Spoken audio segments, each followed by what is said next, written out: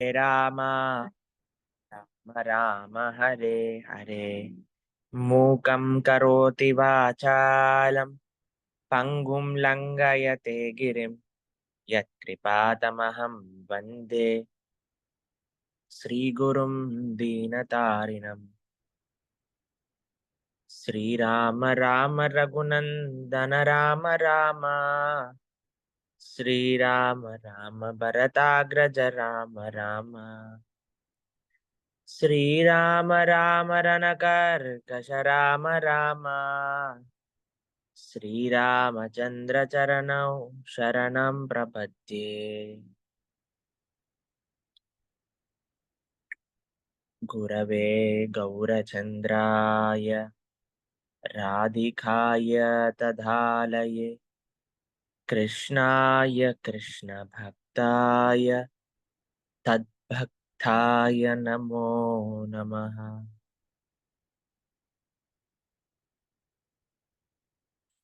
హరే కృష్ణ.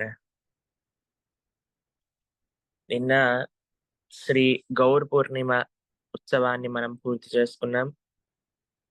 ఈరోజు జగన్నాథ మిశ్ర ఫెస్టివల్, మిశ్ర మహోత్సవ్ అని అంటారు. ట్రెడిషనల్ గౌడీయ విధానం ప్రకారంగా ఈరోజు మిశ్ర మహోత్సవ్ అని అంటారు. ఎలా అయితే కృష్ణుడు పుట్టినప్పుడు నంద మహారాజ్ ఒక గొప్ప ఉత్సవాన్ని బృందావనంలో చేశారో, అలానే శ్రీ చైతన్య మహాప్రభు ఆవిర్భవించినప్పుడు జగన్నాథ్ మిశ్ర నవద్వీప్ మాయాపూర్లో ఒక గొప్ప ఉత్సవాన్ని చేశారు. దాన్నే జగన్నాథ్ మిశ్రోత్సవ్, మిశ్ర ఫెస్టివల్ అని కూడా మనం ఈ రోజుకి కూడా సంబోధిస్తూ చేస్తూ ఉంటాం.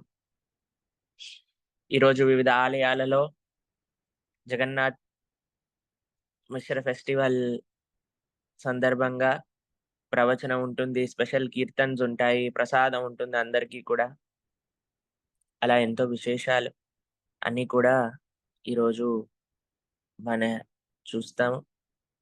నిన్నటి రోజున భగవంతుడి యొక్క నిర్హేతుక కృప కటాక్షాల వల్ల గౌర్ పూర్ణిమ మహాఆరతి చేసే ఆపర్చునిటీ మాకొచ్చింది. మీ అందరి భక్తుల కోసం కూడా ప్రార్థన చేశాం. శ్రీ చైతన్య మహాప్రభుకి, శ్రీ నిత్యానంద ప్రభుకి. ఈరోజు ఒక అనౌన్స్మెంట్ ఉంది, మీకు చెప్పి మనం మన క్లాస్లోకి వెళ్దాం. ఈరోజు మన వెబ్సైట్ లాంచ్ జగన్నాథ్ మిశ్ర ఫెస్టివల్ సందర్భంగా చేస్తున్నాం మనం. మధ్యాహ్నం మీకు ఆ వెబ్సైట్ యొక్క పోర్టల్ ఓపెన్ అయినప్పుడు మీకు మన గ్రూప్లలో పంపిస్తాం. అప్పుడు తప్పకుండా మీరు యూట్యూబ్ లెక్చర్స్ కానీ మిగతావన్నీ కూడా ఆ వెబ్సైట్ ద్వారా మీరు యాక్సెస్ చేయగలుగుతారు. కాబట్టి మీకు త్వరలో వాటి డీటెయిల్స్ ఈరోజు మధ్యాహ్నం 3 గంటలకల్లా పంపించడానికి ప్రయత్నం చేస్తాం.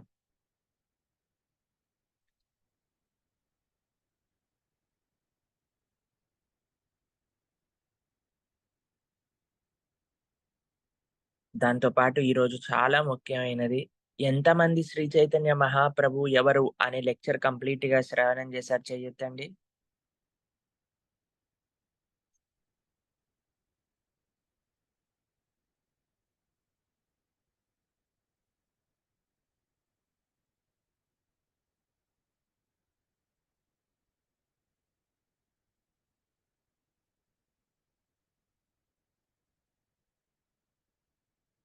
Very good. వండర్‌ఫుల్.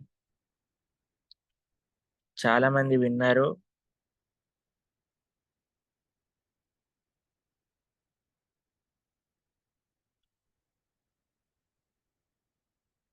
చాలా సంతోషం.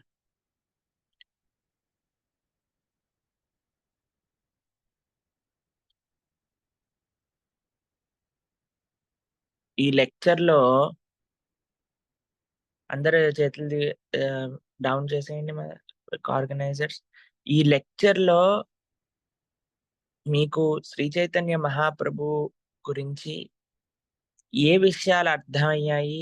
ఏ తత్వం మీకు ఏ ఏ పాయింట్స్ మీకు నచ్చినాయి అని చెప్పడానికి ఎవరు రెడీగా ఉన్నారు? చెయ్యొద్దండి ఒకసారి ఇప్పుడు. ఒక ముగ్గురు, నలుగురు భక్తుల్ని అన్‌మ్యూట్ చేస్తాం మనం.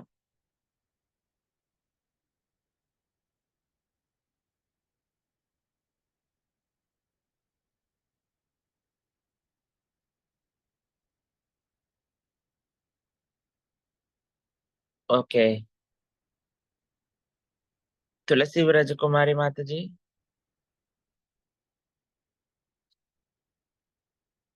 హరే కృష్ణ ప్రభుజీ, దండోత్ ప్రణామ్. Yes ma'am. నాకు మీ లెక్చర్‌లో నచ్చిన పాయింట్స్ ఏంటంటే ప్రభుజీ, మీరు ప్రమాణాలు చెప్పారు అది నచ్చాయి. ఇంకా మహారాజులు ముగ్గురు మాట్లాడారు కదా! వాళ్ళు ఎలా చెప్పారు మహాప్రభు గురించి అని చెప్పి, రాజేంద్ర ప్రసాద్ మహారాజ్, ఇంకా షణ్ముఖ శాస్త్రి గారు, ఇంకొక మహారాజ్ అదే ఉడిపి నుంచి మాట్లాడారు కదా ప్రభుజీ! అది యెస్. చాలా నచ్చింది Prabhuji. Hare Krishna. Hare Krishna Prabhuji, దండోత్ Pranam. Thank you Prabhuji.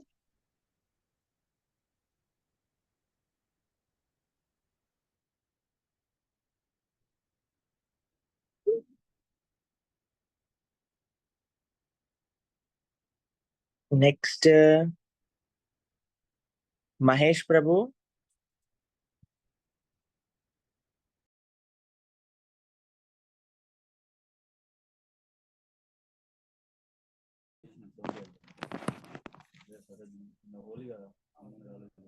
Hare Krishna Prabhuji. Yes ప్రభు, చెప్పండి. దండవత్ ప్రణామము. అందరికీ ప్రణామాలు. ప్రభుజీ, చైతన్య మహాప్రభుజీ యొక్క లీలలు చరణామృతం వినడంలో ప్రభుజీ ఏదైతే వాళ్ళ ఇంట్లో తల్లి గారి యొక్క మట్టి తిన్న లీల ఉంటుంది చూడు ప్రభుజీ, సందేశ్ తయారు చేసి అన్నను బయట మట్టి తింటున్నావు అని చెప్పి అంటే, ఓహో ముందు చెప్పాలి కదమ్మా అని చెప్పి భగవంతుడు అంటాడు. ఆ లీల చాలా బాగుంటది ప్రభుజీ. అలాగే ఇంకోటి, వాళ్ళ ఇంట్లో వాళ్ళ అన్నగారు వచ్చినప్పుడు మన విశ్వ సందీప్ వచ్చినప్పుడు ఏదైతే లీల హరే కృష్ణ ప్రభు, మీ వాయిస్ సరిగ్గా వినిపించట్లేదు. ఓకే. శిరీష మాతాజీ, మీరు ఇంటర్నెట్ సరి చేసుకోండి ప్రభు. అంత లోపల శిరీష మాతాజీ చెప్తారు.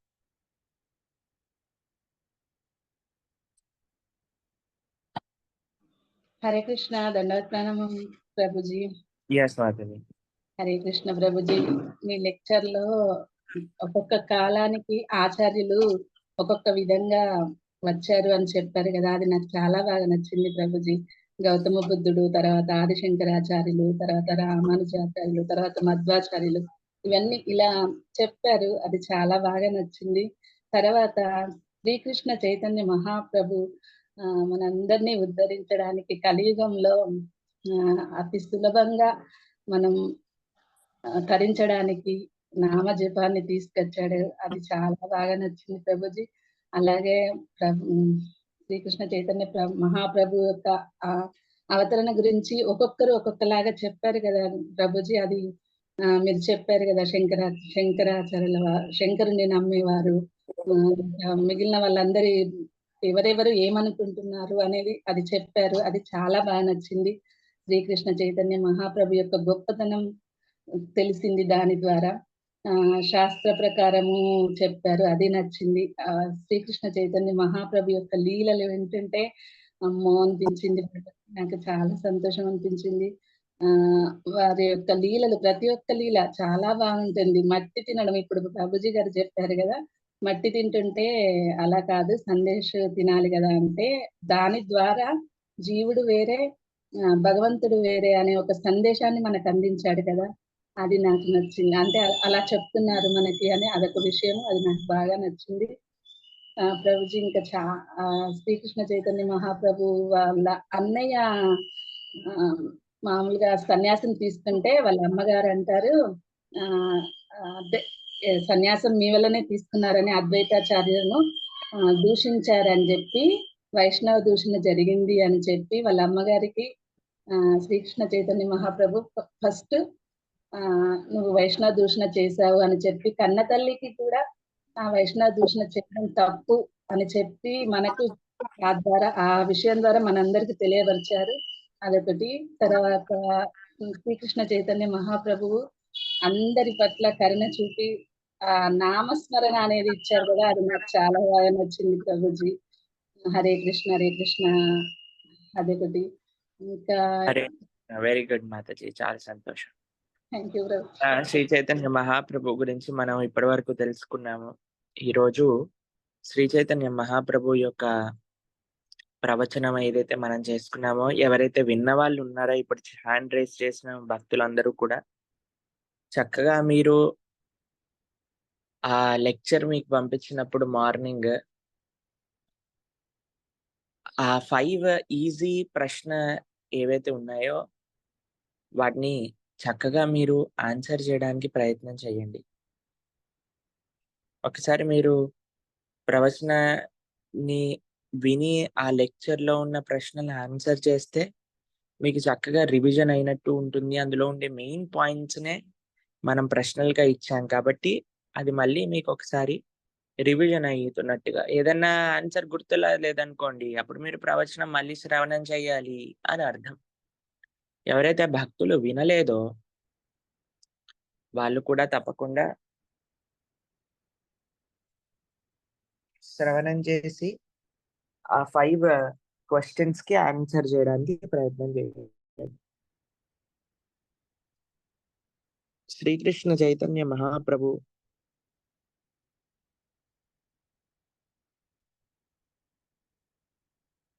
గౌరచంద్ర అని అంటాం, కృష్ణుణ్ణి కృష్ణచంద్ర అని అంటాం, రాముణ్ణి రామచంద్ర అని అంటాం.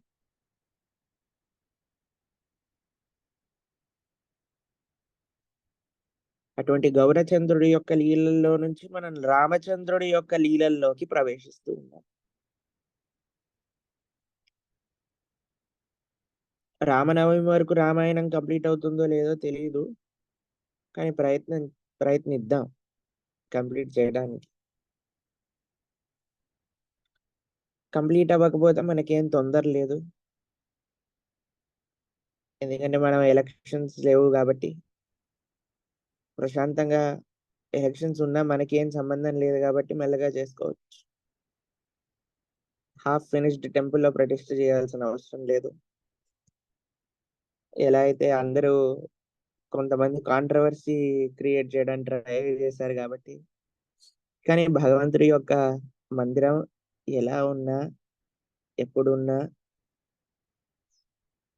ఎందుకు ఈ విషయాన్ని చెప్తున్నాను మీకు అని అంటే, మేము అయోధ్య నుంచి తిరిగి వస్తూ ఉన్నప్పుడు ఎయిర్పోర్ట్ లో ఉన్నప్పుడు మాకు మా చేతిలో అయోధ్య నుంచి తెచ్చిన ప్రసాదం బాగుండింది అనమాట. అప్పుడు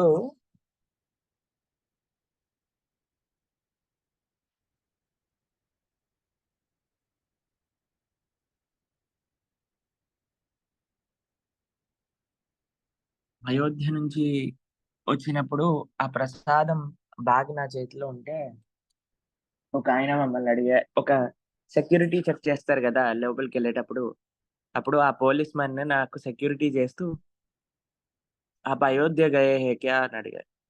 అయితే అవునండి వెళ్ళాము అని అంటే,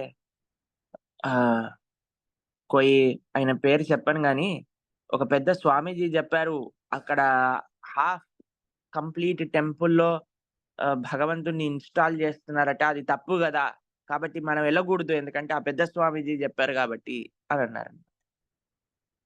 అప్పుడు మేము ఆయనతో అన్నాం, అసలు ఇల్లే లేని వాడికి సగం ఇల్లు కట్టించి నువ్వు ఇందులో ఉండిరా పూర్తి చేస్తాం ఇల్లు తొందరలో అని అంటే, వాడు లేదు నేను మొత్తం పూర్తి ఇల్లు అయ్యాకనే వస్తాను అని అంటాడా, లేదా వెంటనే వెళ్తాడా? కొన్ని సంవత్సరాలు ఇల్లు లేకున్న వాడినే ఒక టెంట్‌లో ఉండమన్నా, ఒక ఇరిగిపోయిన ఇంట్లో ఉండమన్నా, పెయింట్ ఎయ్యని ఇంట్లో ఉండమన్నా, ఎక్కడున్నామన్నా ఇల్లు లేదు గదరా బాబు! ఏదిచ్చినా పర్వాలేదు అని ఎళ్తాడే. అలాంటి రామచంద్రమూర్తి 500 సంవత్సరముల నుండి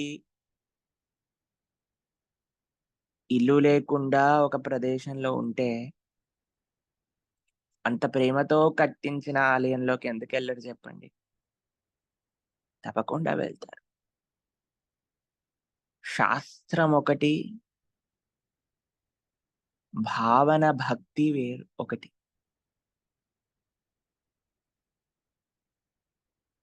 భక్తి అనేది అన్నిటికంటే గొప్పది. భక్తి భావనతో చేసే సేవ ఏదైతే ఉంటదో అన్నిటికంటే గొప్పది. మీకొక విషయం తెలుసునా? గోపికలు తిట్టే తిట్లు కృష్ణుడు స్వయంగా చెప్తారు. గోపికలు నన్ను తిట్టే తిట్లు నాకు వేద స్తుతుల కంటే ఎక్కువ ఇష్టము అని చెప్తారు స్వామి. ఎందుకంటే వాళ్ళు చేసే సాక్రిఫైస్ అలాంటిది. వాళ్ళు చేసిన సేవ అటువంటిది. వాళ్ళకుండే భక్తి అటువంటిది. అంటే ప్రభుజీ మేము కూడా తిడతాం ఇప్పుడు కృష్ణుడిని అని అంటారేమో. మనకి వర్తించదండి అది. ప్రేమ పరాకాష్ఠకి చెందిన గోపికలకి, గోపికల రుణం తీర్చుకోవడానికి నిజంగా చెప్పాలి అనంటే, గోపికల యొక్క భావాన్ని ఎక్స్‌పీరియన్స్ చేయడానికి, గోపికలని గ్లోరిఫై చేయడానికే వచ్చిన అవతారం శ్రీ చైతన్య మహాప్రభు యొక్క అవతారం.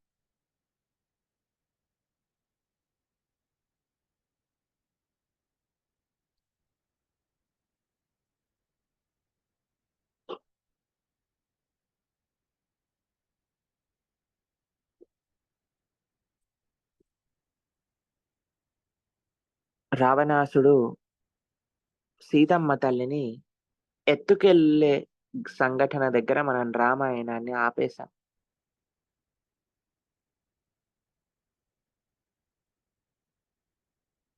సాధు వేషంలో వచ్చి సీతమ్మను ఎత్తుకెళ్లారు.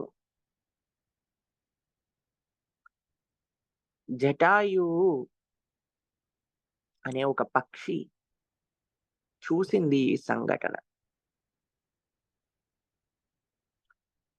చాలా వృద్ధ అవస్థలో ఉంది అప్పటికే. తెలుసు రావణాసురుడికి నాకు సరియైన పోటీ కాదు. అయినా సరే నేను ప్రయత్నం చేస్తాను. ఎలాగైనా సరే, ఏదైనా సరే చేసి సీతమ్మ తల్లిని కాపాడుకుంటాను. ఈ దుష్టుడి చేతిలో చచ్చిపోయినా సరే నాకేం పర్వాలేదు అనే ఒక సంకల్పంతో రావణాసురుడితోటే యుద్ధం చేయడానికి ప్రయత్నించాడు జటాయు.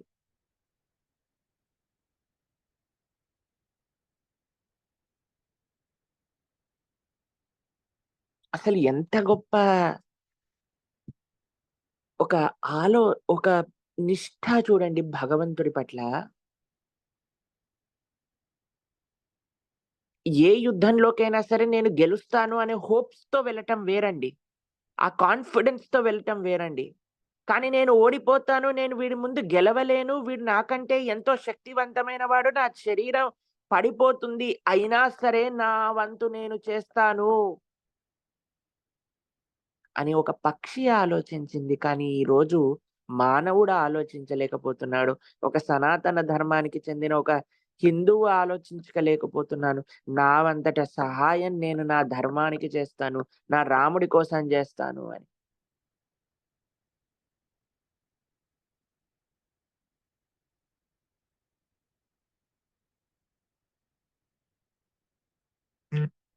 ధర్మాన్ని ఎవరు రక్షించేది? ఎవరికి ఆ బాధ్యత ఉంది ధర్మాన్ని రక్షించే బాధ్యత?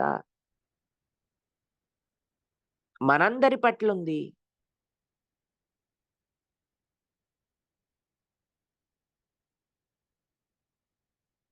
ఇప్పుడు సీతమ్మ తల్లిని ఎత్తుకెళ్ళిపోతున్నారు.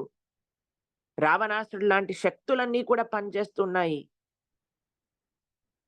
మనందరినీ మన మూలమైన, మన ధర్మమైన, మన ఆరాధ్యమైన రాముడి నుంచి దూరంగా తీసుకెళ్ళిపోవడానికి ఎన్నో విధాలుగా రావణాసురుడు కుట్రబడుతున్నాడు ఈ కలియుగంలో. ఇతర అవైదికమైన మతముల ద్వారానో లేదా సనాతన ధర్మం పైన ఫాల్స్ ప్రాపగెండా చేస్తూనో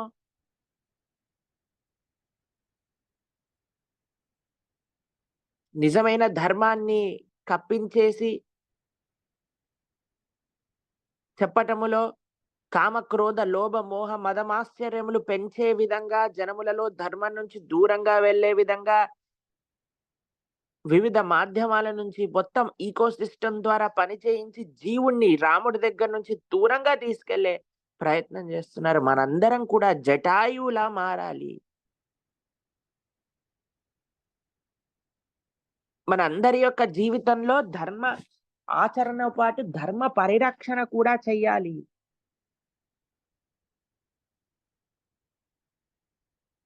ధర్మ పరిరక్షణలో అన్నిటికంటే ముఖ్యమైన మార్గమే ధర్మాచరణ.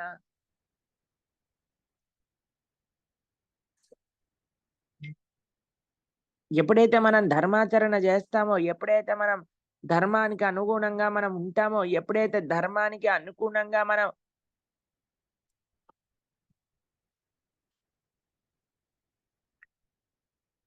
వింటామో, ధర్మానికి అనుగుణంగా మాట్లాడతామో, ఎప్పుడు ధర్మానికి అనుగుణంగా భక్తిని ఆచరిస్తామో, ఎప్పుడు ధర్మానికి అనుగుణంగా మనం సంకల్పం తీసుకుంటామో,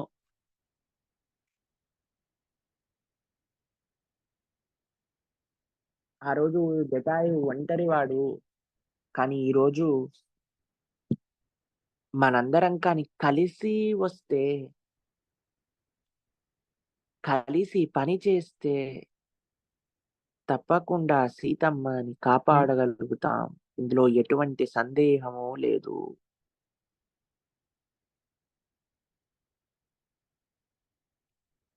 జటాయు భీకరమైన యుద్ధం చేయటం ప్రారంభం చేశాడు రావణాసురుడితో. భీకరమైన యుద్ధం. ఎటువంటి యుద్ధం నడిచింది? తన శక్తిని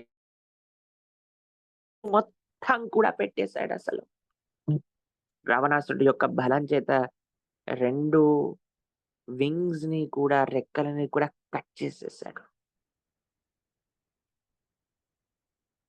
జటాయు ఢామ్ అని ఒక్కసారిగా భూమి పైన పడిపోయాడు.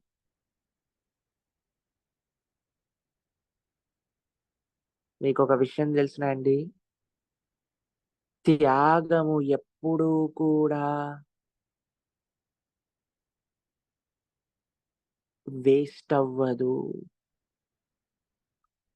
జీవితంలో గుర్తుపెట్టుకోండి, త్యాగము తపస్య ఎప్పుడూ వేస్ట్ అవ్వదు.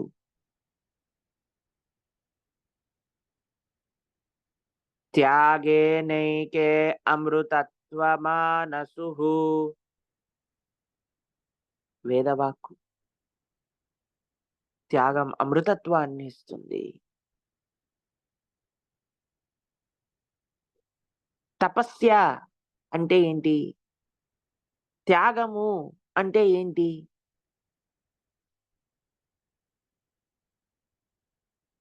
మన మనస్సు ఇలా చెయ్యి, ఇలా ఉండు అని మనకి డిక్టేట్ చేస్తూ ఉంటుంది. ఆ మనసు చెప్పే విషయాలు పక్కన పెట్టి మన గురువులు చెప్పిన విషయాలను ఆచరించటమే తపస్య.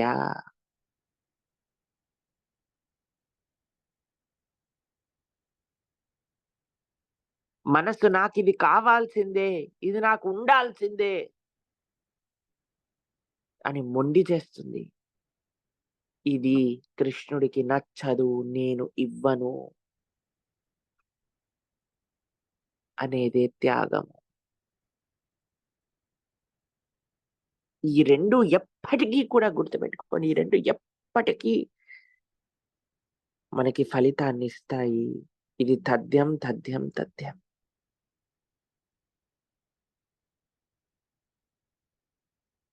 మరి ప్రభుజీ, జటాయువుకి అసలు ఏమొచ్చిందండి తిరిగి?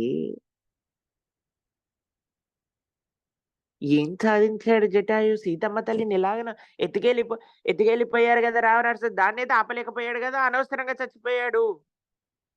చచ్చిపోలేదు. దశరథ మహారాజు గారికి కలగని అదృష్టం జటాయు కలిగింది. రామచంద్రమూర్తి తన సొంత కరకమలముల మీద జటాయుని పట్టుకొని తన ఒళ్ళో పెట్టుకొని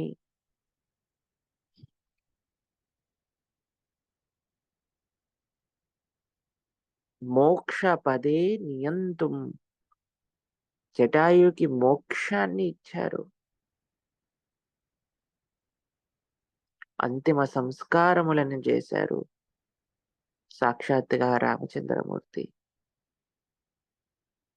అతిమానుష శీలవృత్తవేషి అతి ఉత్తామర విక్రమ ప్రతాపై అతిలంగిక సార్వభౌమ సౌమ్యం భరయే వైష్ణవ వైభవావతారం అని కూరతాళ్వాన్ అతి మానుష స్తవము అనే ఒక స్తోత్రంలో మనకి భగవంతుడి గురించి చెప్తారన్నమాట.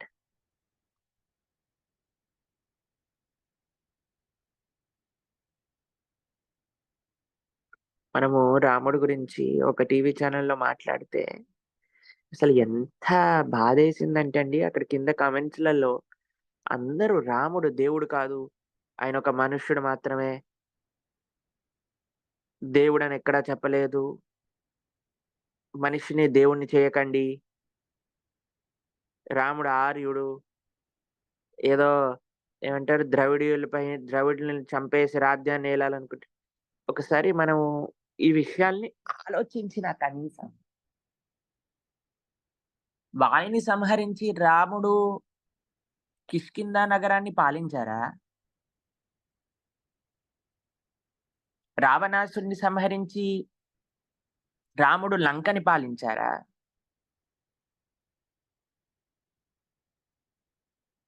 విభీషణుడికి అప్పచెప్పాడు. అంటే విభీషణుడు అంటే ఈ థియరీ ప్రకారంగా కూడా మనం ఆలోచిస్తే నిజంగా ఇన్వేడ్ చేయాల్సిన వ్యక్తి అయితే ఆయన తీసుకోవాలి కదండి. కానీ అక్కడుండే వాళ్ళని ఎందుకు పాలన చేయడానికి పంపించారు? సరే, రెండవ విషయం, రాముడు మనిషి, రాముడు దేవుడు కాదు అని అనుకుంటున్న వాళ్ళని మనిషి ఎవరైనా మోక్షానికి పంపించగలుగుతారా?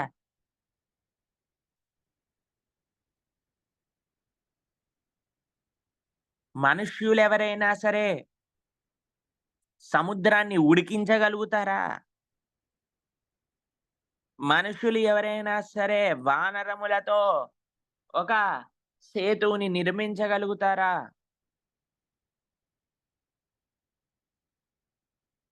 అందుకే ఇలాంటి ఫూలిష్ రాస్కల్స్ కి ఆన్సర్ చేయడానికే కూరతాళ్వాన్లు అతి మానుష స్తవము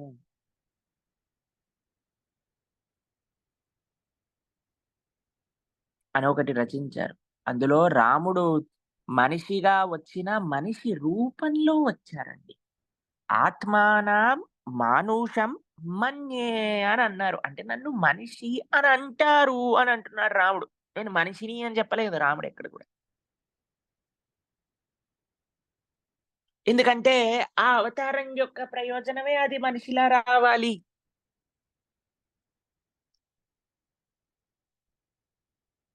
మనిషి రూపంలో వచ్చినారు స్వామి.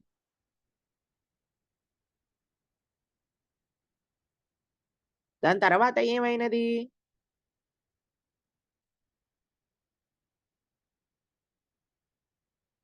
జటాయుకి ఆ భగవంతుడి యొక్క నిత్య లోక వాసాన్ని ఇచ్చారు స్వామి. ఎంతమంది మనుషులు, మీలో ఎంతమంది జనాల్ని మోక్షానికి పంపించగలుగుతారు? చేయొద్దని చూద్దాం.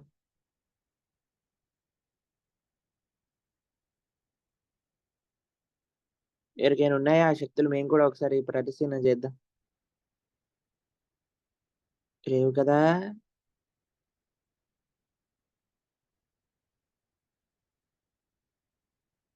అందుకే నాకు తెలిసి కృష్ణుడు పుట్టినప్పటి నుంచి అలాంటి లీలలు చేస్తాడు. ఎందుకంటే రాముడు బుద్ధిమంతుడుగా ఉంటే అన్ని పిచ్చి పిచ్చి మాటలు మాట్లాడుతున్నాడు కాబట్టి మన స్వామి ఫస్ట్ నుంచి చాలా కేర్ఫుల్ గా ఉన్నాడు.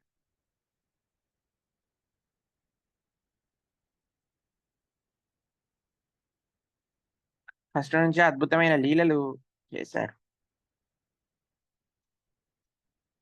జనాలు మూర్ఖత్వం వైపుకి ఎక్కువగా వెళ్తున్నారండి.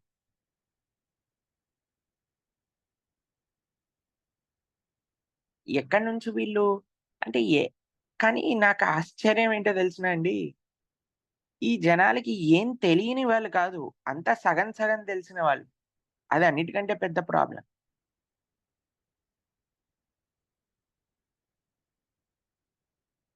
అన్ని లీలలు తెలుసు రామాయణంలో, కృష్ణుడు అన్ని లీలలు తెలుసు. కానీ ఏదైతే సారమో, ఏదైతే ముఖ్యమో అది తెలీదు పాపం. కృష్ణుడు 16,108 మందిని వివాహం చేసుకున్నారనే విషయం తెలుసు. కానీ ఎందుకు చేసుకున్నారో తెలియదు. సీతమ్మ తల్లి అగ్ని పరీక్ష చేసిందని తెలుసు. కానీ ఎందుకు చేసిందో తెలియదు. రాముడు వాలిని సంహరించాడని తెలుసు. కానీ ఎందుకు సంహరించారో తెలియదు. వాలి ఏమన్నాడో తెలియదు. ఇది పెద్ద ప్రాబ్లం అయిపోయింది ఈ సమాజంలో.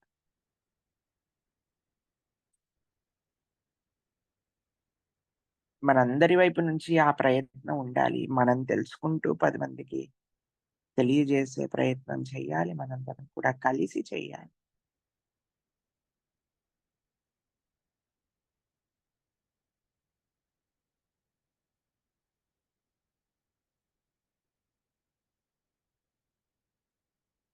జటాయు చేసిన సాక్రిఫైస్ అంతా ఇంత కాదు.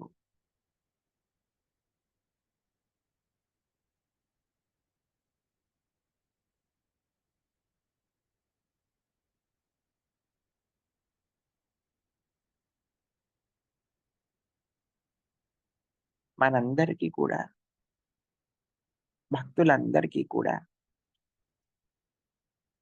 గొప్ప ఆదర్శం అవ్వాలి జటాయు యొక్క తత్వం, జటాయు యొక్క నిష్ఠ, జటాయు యొక్క ప్రేమ భగవంతుడి పట్ల. మనం ఏం చేసినా జీవితంలో గుర్తుపెట్టుకోండి, సీతారాములు కలిసి ఉండేటట్టుగా చేయాలి. ఏది కూడా సీతారాముల్ని కొట్టేటట్టుగా చేయకూడదు.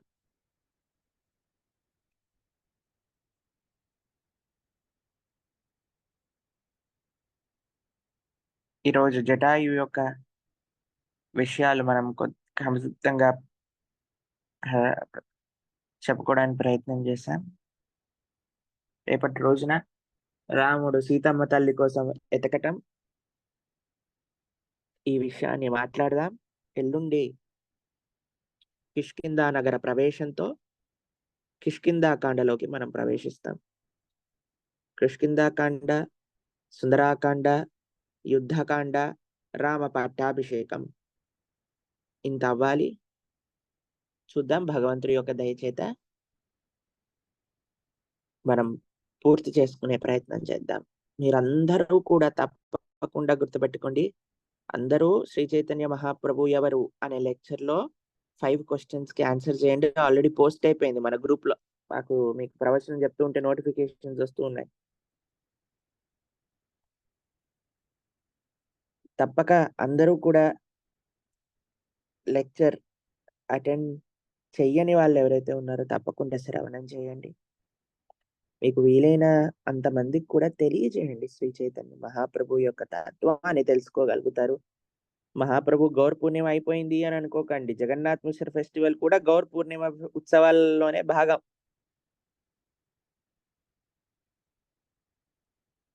దాని తర్వాత మనకి ఈరోజు మధ్యాహ్నం పూట మీకు వెబ్సైట్ లాంచ్ మీకు జరిగాక మీకు ఆ వెబ్సైట్ లింక్ పంపిస్తాం. చక్కగా దాన్ని యాక్సెస్ చేసుకోవచ్చు. అందరూ జపా గ్రూప్ లో జాయిన్ అవుతే మీకు జపా గ్రూప్ లో అన్ని వీడియోస్, ఫొటోస్, దర్శనాలు అన్ని కూడా పంపించడానికి, అలానే మిగతా అనౌన్స్మెంట్స్ అన్ని కూడా చేయడానికి ఈజీగా ఉంటుంది. కాబట్టి అందరూ జపా గ్రూప్ లో జాయిన్ అవ్వండి. గోవర్ధన్ ఈకో విలేజ్ యాత్ర రిజిస్ట్రేషన్స్ ఎవరైతే చేసుకున్నారో వాళ్ళందరికీ రేపటి రోజున మనము సాయంత్రం బెటరా, ఆఫ్టర్నూన్ బెటరా, ఏది కంఫర్టబుల్ టైం? ఈవినింగ్ పూట మనము ఒక ఓరియంటేషన్ క్లాస్ మనం రేపు చేసుకుంటాం. ఎవరినైతే గ్రూప్లో యాడ్ చేశాను చూడండి, గోవర్ధని కోవిల్స్ యాత్ర 2024, అందులో మీకు నోటిఫికేషన్ వస్తుంది. రేపు సాయంకాలం పూట మనం కలుసుకొని మనకి యాత్ర ఓరియంటేషన్ అనేది చేసుకుందాం. జూమ్లో మీకు లింక్ పంపిస్తాం. హరే కృష్ణ కృష్ణ కృష్ణ హరే హరే, హరే రామ రామ రామ హరే హరే. శ్రీల ప్రభుపాద్ की अनंत कोटि वैष्णव भक्त वृंद की जय जय श्री राधे श्याम।